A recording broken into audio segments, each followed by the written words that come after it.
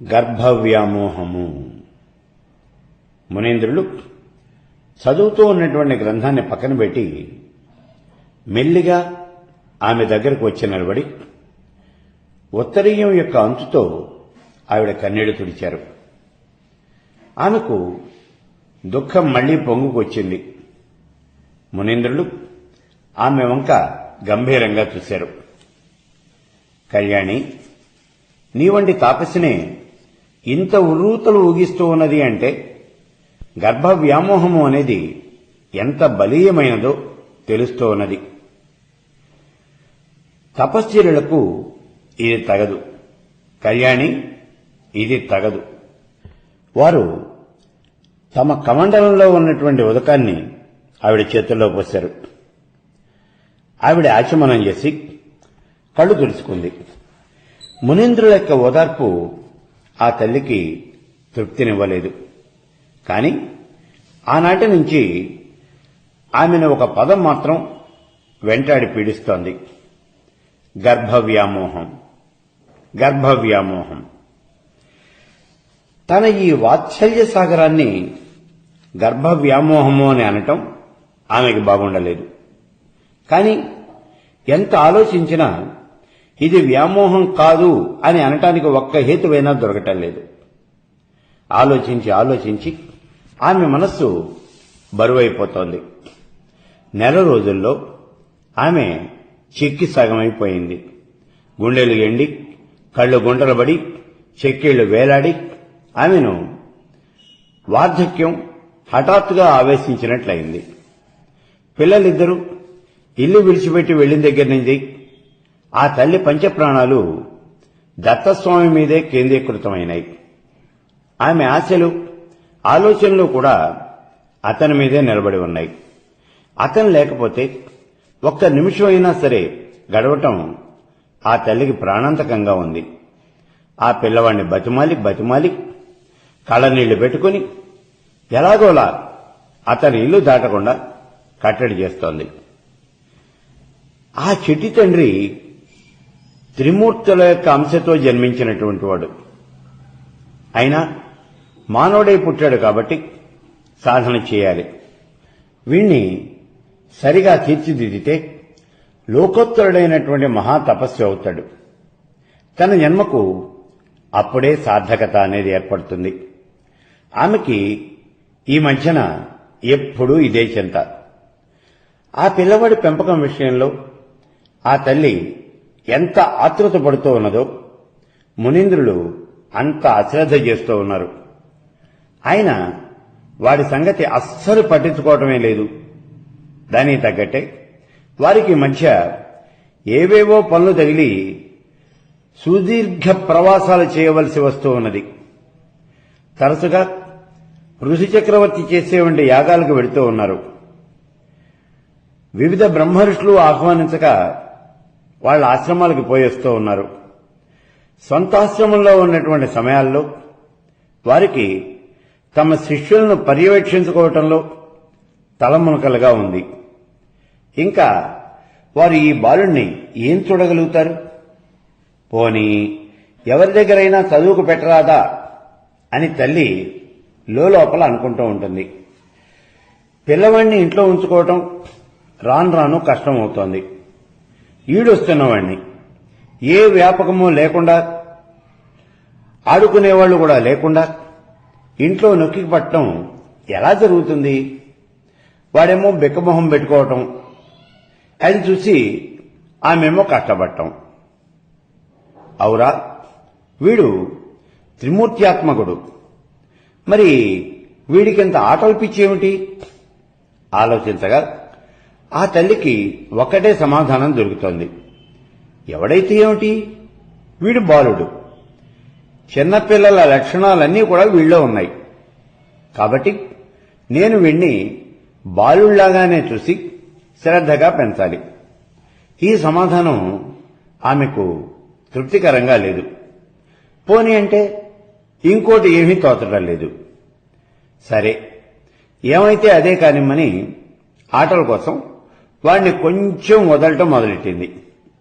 ఇంకేముంది, క్రమంగా వాడు కట్టుతప్పి తిరుగుతూ ఉండటం ఆమెకు బాధగా ఉంది. పైగా వాడి మధ్య ఆశ్రమ భూములకు దూరంగా అడవిదారుల వెంబడి తిరుగుతూ ఉన్నాడు అని తెలిసింది. పిల్లవాడు తన చెయ్యి దాటిపోతున్నాడేమో అనే భయం ఆవిడ్ని కృంగదీయసాగింది. మునికుమారులు ఎవరితోనైనా వాడి ప్రస్తావన గనక తెస్తే వాళ్ళకి ఇదేం వెర్రో గాని వాడిని ఊరికే వాళ్ళంతా పొగిడేస్తారు. ఇంటికి వచ్చినప్పుడు గట్టిగా మందలిద్దాము అంటే అసలే వాడు ఇంటికి రాడేమో అని భయం. అదీగాక తాను కోపం చూపగానే వాడు బిక్కమొగం పెట్టుకుని కళ్లలో నీళ్లు పెట్టుకుని ఆకలి లేదు అని అలిగి పడుకుంటాడు.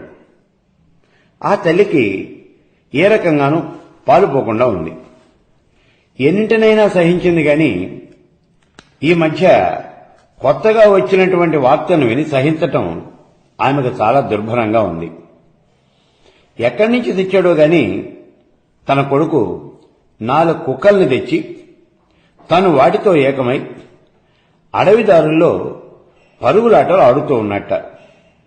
అయ్యయ్యో, ఇదేం కర్మ, చివరికి ఇలా తయారయ్యాడేమిటి? ఇంకా తల్లితో చెప్పకుండా దాచటం తనకు తప్పు అవుతుంది అని తల్లి ఓ నిశ్చయానికి వచ్చేసింది. ఆ పైన నెలకు గాని కులపతులు ఆశ్రమానికి రాలేదు. వారు వచ్చిన తర్వాత అనసూయమాత సమయం చూసుకుని కొడుకు విషయం అంతా పోసగూర్చినట్టు చెప్పి వాడి విషయంలో శ్రద్ధ వహించండి అని ప్రార్థించింది. మునీంద్రులు ఆమె వంక తీక్షణంగా చూశారు. ఆ పైన జాలిగా చూశారు. ఆ తరువాత ప్రశాంతంగా చూశారు. కళ్యాణి, అంత తపస్సు చేశావు, ఇంత మోహంలో పడ్డావు. తెలిసి తెలిసి మోహంలో పడ్డావు. సుదీర్ఘమైనటువంటి జీవితాలు కలిగి ఇన్ని వేల ఏళ్లుగా ఇందరు శిష్యులకు శిక్షణలు ఇస్తూ ఉన్నాం. తత్వసిద్ధి ఎందరికీ కలిగిందంటావు? వేల కొలది సాధకుల్లో ఎవడో ఒకడు మాత్రమే ఈ తత్వసిద్ధి కోసం ప్రయత్నం చేస్తాడు. అలాంటి వాళ్లలో ఒకడు మాత్రమే సిద్ధార్థుడవుతాడు. మిగిలిన వాళ్ళందరూ వేరువేరు భూమికల్లో ఉన్నారు అంతే. ఇది సుమా మనం ఇచ్చేటటువంటి శిక్షణకు ఫలితం. ఇలా మనం ఎంతమందిని ఉద్ధరించగలం, ఎంతకాలం శ్రమించగలం? రాబోయే యుగాలున్నాయి. అప్పుడు ఇంతటి దీర్ఘ జీవితాలు, ఇంతటి సూక్ష్మ బుద్ధి శక్తులు ఉండవు. అలాంటప్పుడు మన పద్ధతులు మరింత నిరర్ధకాలు. కాబట్టి కళ్యాణి, ఇది మార్గం కాదు. ఎవడు కేవలం తమ నామస్మరణ మాత్రం చేత సర్వ పాపాలను దహించగలడో, ఎవడు కేవలం తన సంకల్ప మాత్రం చేతనే వినతుల యొక్క తమ పట్లను పటాపంచలు చేయగలడో అలాంటి గురుమూర్తి అవతరించాలి. అవతరించి తానై శిష్యోద్ధరణకు పూనుకోవాలి. అయి తప్ప వేరే గతి అనేది లేదు. కళ్యాణి, విను, దీన్ని జాగ్రత్తగా విను. అటువంటి శ్రీ గురుమూర్తే దత్తస్వామి. అతనే ఆత్మదానం చేసుకుని మన ఇంట్లో వెలిశాడు. అతనే ఆ దత్తుడు. ఇక అతనే సంవిద్రూపుడై లోకాలన్నిటికీ కూడా ఆత్మదానం చేయబోతూ ఉన్నాడు. అతడే దత్తాత్ముడు. కళ్యాణి, ఈ మాట మర్చిపోకు. అతడే దత్తాత్ముడు. మునీంద్రులు చెప్పదలుచుకున్నాయి చెప్పి చరాచర స్నానానికి వెళ్లిపోయారు. ఆమెకు చెంపలు చెళ్లను చరిచినట్లయింది. ఆమె తన హృదయాంతరాల్లోకి తీక్షణంగా తన చూపుల్ని ప్రసరింపజేయసాగింది. ఏ ఉద్వేగాలకు సందివ్వకుండా దృఢతామూర్తిగా నిలిచి తన హృదయ ప్రవృత్తుల ఆంతర్యాన్ని తెగేసి విస్మరించసాగింది. చెలరేగే పూర్వ వక్షోత్తర వక్షాలను నిలబెట్టి నిగ్గదీసి నిర్ణయోన్ముఖంగా సాగింది. అవును, ఎన్ని కోణాల్లో చూసినా తాను మూఢబుద్ధిగా తయారైంది. స్వామి విధి నిషేధాలకు అతీతుడు. కొన్ని చోట్ల కొన్ని విధులను పాటిస్తూ ఉన్నాడు అంటే అది స్వామి యొక్క ఇచ్ఛా విలాసం. ఎవరినో మందాత్మలను అనుగ్రహించదలిచే కృపా ప్రకారం ఇదే నిశ్చయం. మునిజనులంతా కూడా ఇదే పలుకుతూ ఉన్నారు.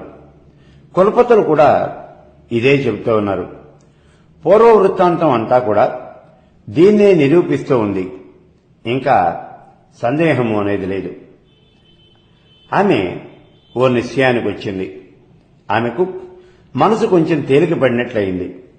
వారు కరుణామయులై నన్ను మోహపు సుడిగుండంలో నుంచి పైకెత్తారు. వారి ఉపదేశమే నాకు కరావలంబనమైంది అని ఆమె కృతజ్ఞతాపూర్వకంగా భర్త పాదాలకు లోపలే నమస్కరించుకుంది. మునీంద్రుల మీద సహజంగా నాటుకొని ఉన్న భక్తి విశ్వాసాలు ఆమెలో మరోసారి పెళ్లిబుకినాయి. కడతేరుతూ ఉన్నటువంటి మనసుతో ఆమె తన పతి ఉపదేశ వాక్యాలన్నింటినీ గుర్తు తెచ్చుకుని విమర్శపూర్వకంగా మననం చేయసాగింది. ఆమెకి ఎంతసేపటికి ఒక విషయం కొట్టొచ్చినట్టుగా కనిపిస్తోంది. ఆ విషయం ఆలోచించిన కొద్దీ ఆలోచనామృతంగా స్ఫురిస్తూ ఉన్నది. స్వామి తన నామస్మరణ మాత్రం చేతనే సిద్ధిప్రదుడై అవతరించాడట. మరి స్వామికి నామమేమిటి? దత్తుడు. దత్తుడు అన్నది మేం పెట్టుకున్న పేరు. స్వామికి అసలు నామరూపాలున్నాయా? స్వామి వాటన్నిటికీ అతీతుడు కదా. ఈ నామము అనేది మేం పెట్టింది. మేం పెట్టినటువంటి నామానికి మమ్మల్ని మించిపోయేటటువంటి మహత్తత్వం ఎలా కలిగింది? మళ్లీ మోహన్ నిన్ను ఆవరించాలి అని చూస్తూ ఉన్నది. స్వామికి మీరా పేరు పెట్టింది. ఆయనే తనని అలా పిలుచుకున్నాడు, దత్తోహం అని. మరి ఆ పేరు పెట్టింది మీరెలా అవుతారు? అది మీరు పెట్టిన పేరెలా అవుతుంది? ఆహా, తర్కం మాయలాడి. దత్తోహం అంటే ఇదే అర్థం. అదే అర్థమైతే స్వామి నీ చేత ఆ మాటను మంత్రంగా ఎందుకు పలికించాడు? కులపతులు ఆ మంత్రాన్నే పాటగా ఎందుకు పాడుతూ ఉన్నారు? తర్కాన్ని తిట్టినంత మాత్రం చేత తత్వవేత్తలు కారు. తర్కం ఎంత దూరం వరకు తీసుకుపోగలదో అంత దూరం వరకు వెళ్లి అప్పుడు తర్కం అప్రతిష్ఠితము అని గ్రహించాలి. శబ్దశక్తి బహుముఖాలు కలిగినటువంటిది.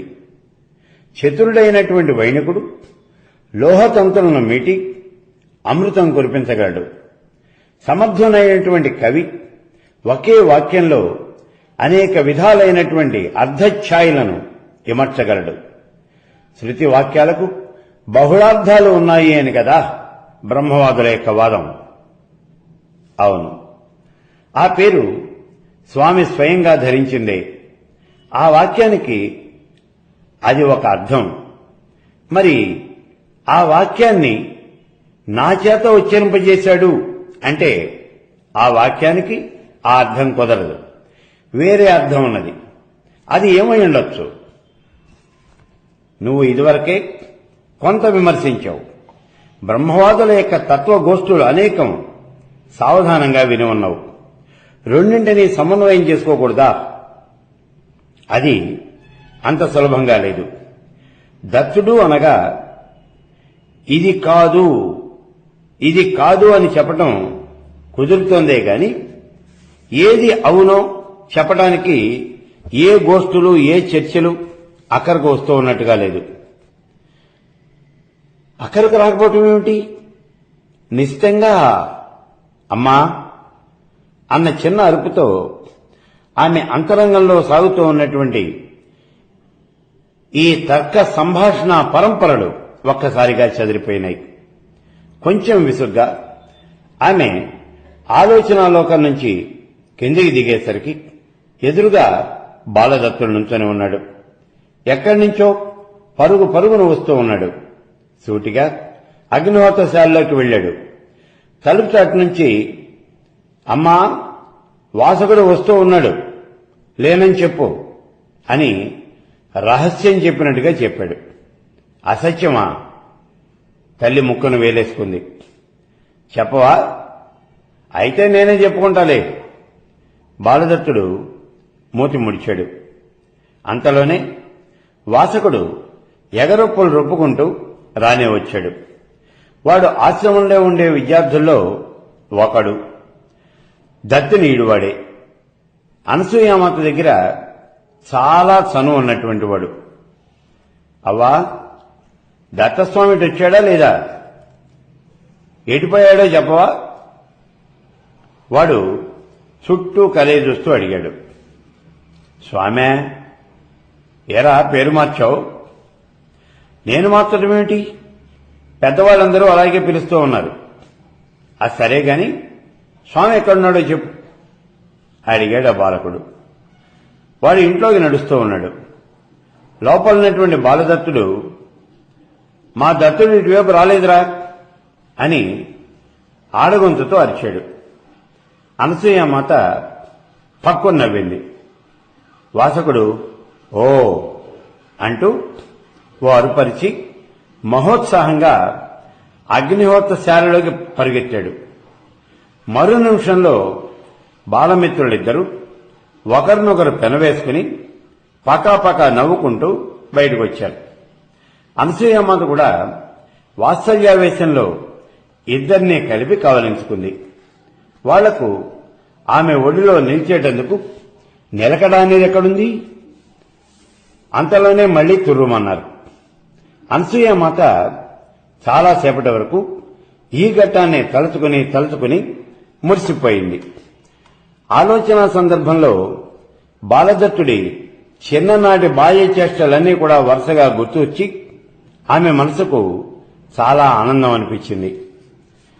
అలా చాలాసేపు గడిచిన తర్వాత హఠాత్తుగా ఆమె మనసు ఒకచోట నిలిచిపోయింది. అవును, వీడు దత్తస్వామి అంటూ ఉన్నారు. పెద్దలంతా అలాగే అంటూ ఉన్నారట. అంటే వాళ్ళంతా దత్తుణ్ణి స్వామిగా ఆరాధిస్తూ ఉన్నారు అన్నమాట. మరి నేను? ఆ పైన ఆవిడకి ఆలోచన అనేది సాగలేదు. సాగినటువంటి ఆలోచనలు చిందరవందరగా నడుస్తూ ఉన్నాయి. చివరికి పరిష్కార మార్గం దొరికింది. దత్తుడు వాళ్ళందరికీ స్వామి మాత్రమే. నాకు మాత్రం కడుపున పుట్టిన బిడ్డ గదా, నీ కడుపున పుడతాను అని ఆ స్వామి ఆ రోజున నాకు వరం ఇచ్చాడు. కాబట్టి నా స్వామి నా దగ్గర మాత్రం అచ్చం పసిపిల్లాడే. ఆహా, ఈ పిల్లవాడు ఇప్పుడు నా కళ్ళ ఎదుటే ఉంటాడు, నన్ను విడిచిపోడు.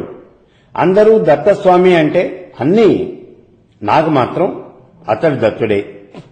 నాకు బాలదత్తుడే, నా చిన్నారి దత్తుడే. ఆమె రెక్కలు కట్టుకుని నింగిలోకి ఎగిరినట్లుగా ఎగురుతోంది. ఆనంద పారవస్యంలో నా దత్తుడు నా దత్తుడు అని ఆమె లోపలే స్మరించసాగింది. ఆ స్మరణ అప్రయత్నంగానే దత్తనామ జపంగా మారింది. ఆ జపం ఆవిడికి తెలియకుండానే దత్తోహం భావనగా మారింది. చాలా నెలలు అయిన తర్వాత గాని ఆమెకు తాను ఇలా అయ్యాను అని తెలియలేదు. ఆ వెళ్లటం దత్తస్వామి మళ్లీ ఇంటికి రాలేదు. అనసూయమాత మొదట్లో కొన్ని రోజులు అస్సలు లెక్క చేయలేదు. ఆమె మనసు ఈ మధ్య ప్రధానంగా దత్తోహం భావన ప్రణవంగా మారింది. మధ్య మధ్యలో మాత్రం ఆ బుద్ధి పుత్రుడి మీదికి ప్రసరించి అతని కోసం తప్పిస్తూనే ఉంది. అతను ఇక్కడ తిరుగుతూ ఉన్నాడు, అక్కడ తిరుగుతూ ఉన్నాడు అని ఎప్పుడైనా ఎవరైనా చెబుతూ ఉంటారు. రోజులు గడుస్తూ ఉన్నాయి. రోజులు వారాలైనాయి, వారాలు పక్షాలైనాయి, పక్షాలు నెలలైనాయి. తల్లికి ఉద్వేగం పెరిగిపోతోంది. నెలల తరబడి పిల్లవాడు ఇంటికి రాకపోతే వాడు ఏమైనట్లు? తాపస స్త్రీలతో ఎవరితైనా సరే ఈ ప్రసంగం గనక ఎత్తితే వాళ్ళు వేరే ధోరణిగా మాట్లాడతారు. లోక విడంబనకే పైకి మామూలు మనిషిగా కనిపించడం కోసం తాను ఇలా మాట్లాడుతోంది అని వాళ్ళంతా అనుకుంటారే గాని కన్నబిడ్డ కోసం తాను పరితపిస్తున్నాను అని వాళ్ళకి తెలియదు. చెప్పినా ఒప్పుకోరు. వాడు స్వామి అని తాను అంగీకరిస్తుంది. అయితే ఏమిటి? అతను తనకు వరం ఇచ్చి పుత్రుడై జన్మించి తల్లిని ఇలా శపించొచ్చునా? ఆమెకి బాధ ఒకరితో చెప్పుకోవడానికైనా వీలు లేకుండా ఉంది. చిత్తం మరి కల్లోలితమైనటువంటి సమయాల్లో దత్తోహం భావన ఆమెకు బాసలుగా నిలుస్తోంది. మునీంద్రుల యొక్క ఉపదేశపటుత్వం ఎలాంటిదో గాని ఆ కల్లోలాల్లో సైతం దత్తనామ స్మరణ ఆమెకు నిరంతరాయంగా కొనసాగుతోంది. ఇదంతా తన యొక్క పతి అనుగ్రహ విశేషమే అని అప్పుడప్పుడు ఆవిడ కనిపిస్తూ ఉంటుంది. ఏమైనా పిల్లవాడి చింతన అనేది ఆమెను కుంగదీస్తోంది.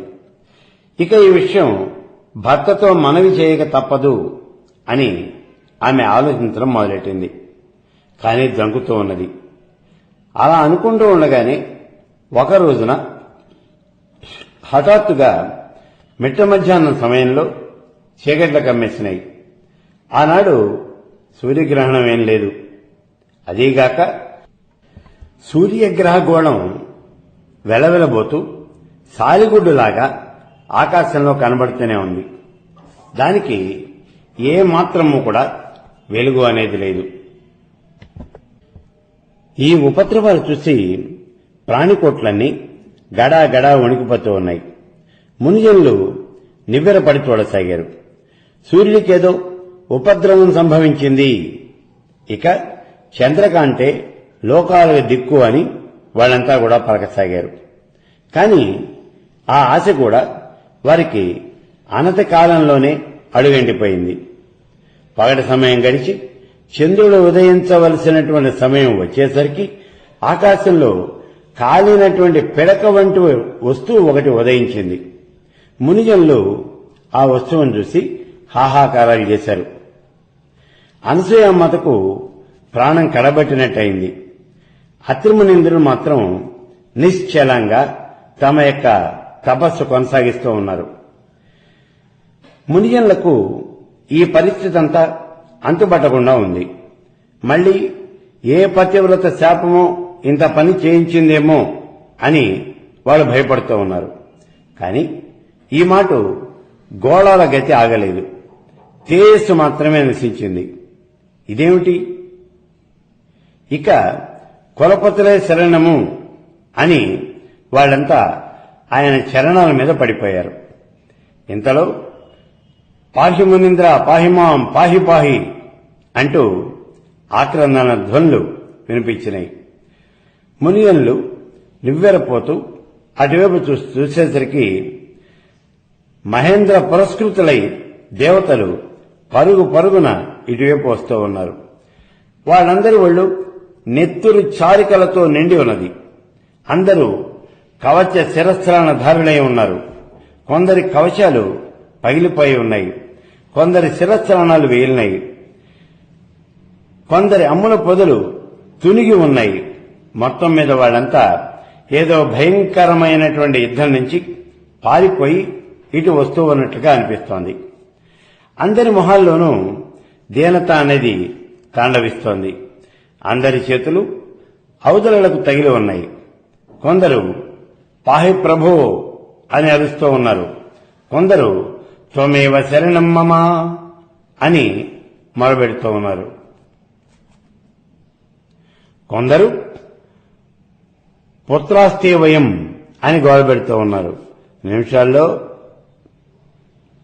నేలకు దిగి దేవతలందరూ కూడా మునీంద్రుల యొక్క పాదాల మీద పడి వారికి తమ యొక్క మొర వినిపించడం మొదలుపెట్టారు. మునీంద్ర, అసురులు దేవతల మీదకి అకారణంగా దండెత్తి వచ్చినటువంటి సంగతి తమకు తెలుసు. ఆ రాక్షసులకు యుద్ధంలో ధర్మాధర్మాల ప్రసక్తి అనేది లేదు.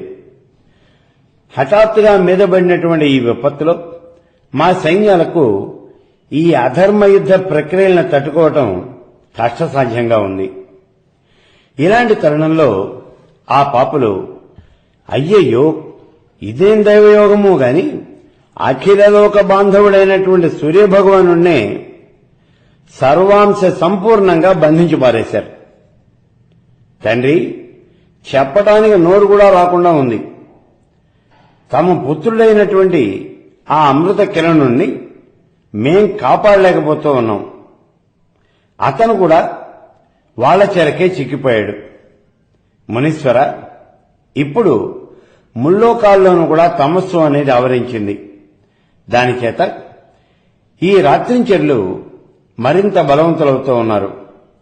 నాదుడు లేనటువంటి ఈ సూర్య చంద్ర గోళాలు నిర్జీవాలై నిస్తేజాలై పూర్వ వేగాన్ని బట్టి మట్టి బెడ్డలులాగా ఆకాశంలో తిరుగుతూ ఉన్నాయి.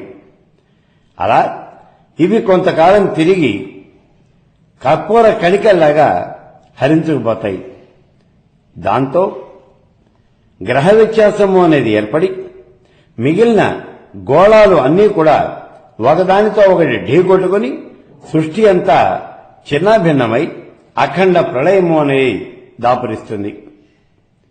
ఓ మునీంద్ర, నువ్వు ఈ అమ్మ ముమ్మూర్తులను కడుపారా కన్నటువంటి జననీ జనకులు.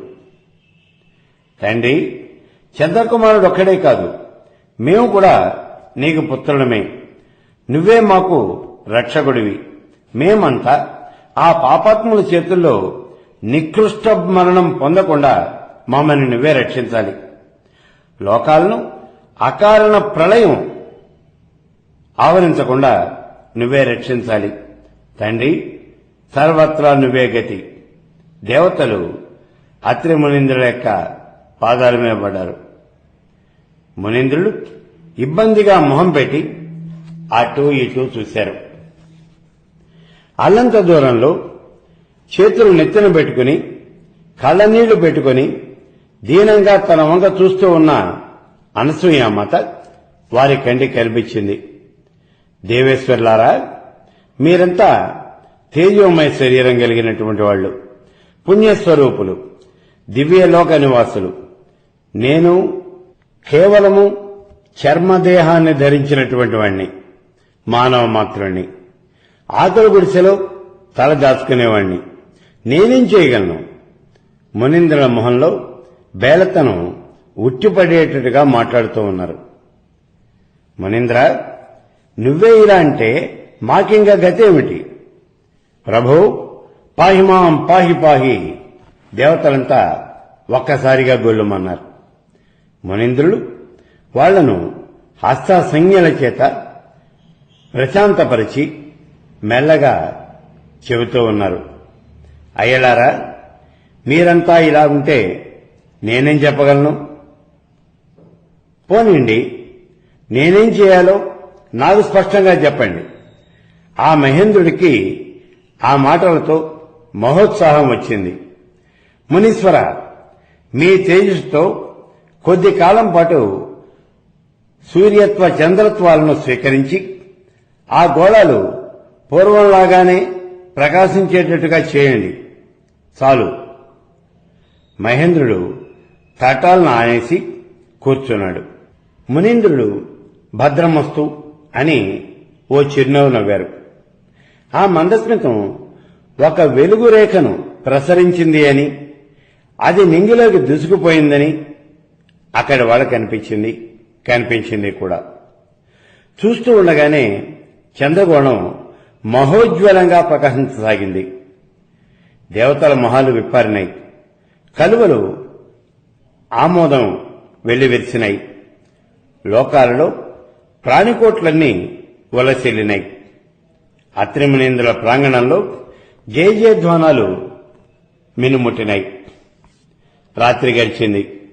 లోకబాంధవుడు అధిక తేజస్వి అయి ఉదయాద్రి నెత్తిన పరవళ్లు తొక్కాడు. ఈ సోమసూర్యులు ఇదివరకటి కన్నా ఎక్కువ తేజస్సులు, ఎక్కువ సుఖకరులు కావటం చూసి దేవేశ్వరులు ఆశ్చర్యమగ్నులయ్యారు. మునీంద్రుల యొక్క తప ప్రభావాన్ని తనివి తీరా కొనియాడి వారి అనుమతి తీసుకుని ద్విగుణీకృతోత్సాహంతో యుద్ధరంగానికి పరుగులు పెట్టారు. మునిజనులంతా కులపతుల యొక్క ఊహాతీత మహత్వ పరిపాకానికి ఆశ్చర్యానంద నిమగ్నులై మనోల్లాసంగా తమ తమ పనుల్లో మునిగిపోయారు. పాపం ఆ తల్లి అనసూయాదేవి మాత్రం దీనవదనంతో అలాగే నిలబడి ఉంది. మునీంద్రులు ఆమె వంక ఓసారి దారిగా చూసి మళ్ళా తన తపస్సులో తాను పడిపోయారు. అనసూయామాతకి ఇప్పుడు తన పెద్ద కుమారుడి యొక్క ఆలోచన తప్ప మరో ఆలోచన అనేది లేదు. దేవతల దగ్గర నుంచి మళ్లీ వార్త అనేది లేదు. తమకి ఇక్కడ ఏళ్లు గడిచిపోతూ ఉన్నాయి, వాళ్ళకి అక్కడ కేవలం రోజులే గడుస్తున్నాయి. కాబట్టి అంత తొందర అనేది ఉండదు. పైగా వాళ్ళు యుద్ధంలో చాలా గొప్పవాళ్లు. వాళ్ళకి తల్లి గొడవ అనేది ఏం తెలుస్తుంది? అదీ కాక యుద్ధంలో జయాపజయాలను ఎవడు మాత్రం ఊహించగలడు? అయ్యో ఏమైందో వారైనా లేదు. ఆ దేవతలు సూటిగా సూర్యచంద్రుల్ని విడిపించమని అడుగుతారా? ఆ తల్లి దేవలోకపు వార్తల కోసం రోజురోజు 1000 కళ్లతో ఎదురుచూస్తూ ఉన్నది. ఆమె అంతరంగంలో ఒక పక్క నుంచి దత్తనామం ఎగదన్నుకు వస్తోంది. వేరొక వంక పెద్ద కొడుకు చింత గుంజేస్తోంది. ఆ తల్లి ఈ రెండింటికి మధ్యన తిరగాడుతూ ఉన్నది. కొన్నేళ్లు గడిచాయి. దత్తస్వామి ఇంకా ఇంటికి రాలేదు. అతని వార్తలు కూడా తెలియటం లేదు. అయితే అతను ఎక్కడో క్షేమంగానే ఉంటాడు. కానీ చంద్రుడు ప్రాణ సంకటంలో ఉన్నాడు. తల్లికి ఇప్పుడు ఇదే పెద్ద చింతగా ఉంది. మళ్లీ కొన్నాళ్లు గడిచినాయి. అత్రిమునీంద్రుల యొక్క తపస్తేజస్సు సోమ సూర్యత్వాలను అకుంఠితంగా నిర్వహిస్తూనే ఉంది. ఒకనాడు హఠాత్తుగా దేవతలు ఆక్రందన ధ్వనులు చేస్తూ వచ్చి అత్రిమునీంద్రుల పాదాల మీద పడ్డారు. ఈ మాట వారిలో కొందరి ముక్కులు చీరుకొనిపోయి ఉన్నాయి, కొందరి కళ్ళు లొట్టలు పడి ఉన్నాయి, కొందరి కాళ్ళు చేతులు స్థితి తప్పి ఉన్నాయి. వాళ్ల ఆకారం చూడగానే వారి పరిస్థితి అంతా కూడా పూర్తిగా అర్థమై అనసూయామాత మ్రాన్పడిపోయింది. వాళ్లంతా ఒక్కసారిగా అత్రిమునీంద్రుల దగ్గర గగ్గోలు పెట్టసాగారు. తండ్రి పాహి పాహి పాహిమాం పాహి పాహి, మా బలాలన్నీ కూడా నశించిపోయినాయి. మా చమూపతులు కూడా శత్రువులకు బందీలయ్యారు. అసురీ శక్తులు దైవశక్తులను కబళించి వేసినాయి. తండ్రి మాకు ఠావులు తప్పినాయి. ఎలాగో తప్పించుకుని పారిపోయి ఇక్కడికి వచ్చాం. ఇదిగో నీ పాదాలు పట్టుకుని శరణు వేడుతూ ఉన్నాం. నువ్వే ఆ రాక్షస సంహార కృత్యం నిర్వహించి మమ్మల్ని కాపాడాలి. నువ్వే సమర్థుడివి. పాహిమాం తండ్రి పాహి పాహి, నీకి తప్పదు అన్నారు. మునీంద్రులు అల్లంత దూరంలో నిర్జీవపు చూపులు చూస్తూ ఉన్న అనసూయామాత వంక చూశారు. మళ్లీ దేవతల వంక చూశారు. చూసి ఒక సన్నని చిరునవ్వు నవ్వారు. పెదవి విప్పి మాట్లాడలేదు సరికదా, కళ్ళు కూడా మూసుకున్నారు. దేవతలకు ఏమీ అర్థం కాలేదు. ఆయన అవును అనలేదు, కాదు అనలేదు. వెనకట్లాగా నేనేం చేసేది అని ప్రశ్నించలేదు. అసలు వినలేదు అందామా? నవ్వారు కదా, నవ్వి ఊరుకున్నారు. పైగా కళ్ళు మూసుకున్నారు. కార్యవేగమా ముంచుకొస్తోంది. మరి వీరి సమాధిని ఇప్పుడు భంగం చేయటమా మానటమా? దేవతలకు ఎటు పాలుపోక గుంజాటం పడుతూ ఉన్నారు. అంతలో ఆకాశంలో దేవదందువులు మహోల్లాసంగా మోగినాయి.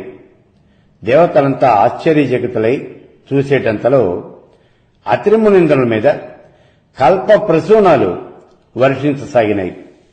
ఇదేమా అనుకునే లోపే మహేంద్రుడి యొక్క సారథి మాతరి మహోల్లాసంగా పరుగు పరుగున వచ్చి అత్రిమునీంద్రుల యొక్క పాదాలకు మొక్కి మహేంద్రుడికి జయకారం చేశాడు.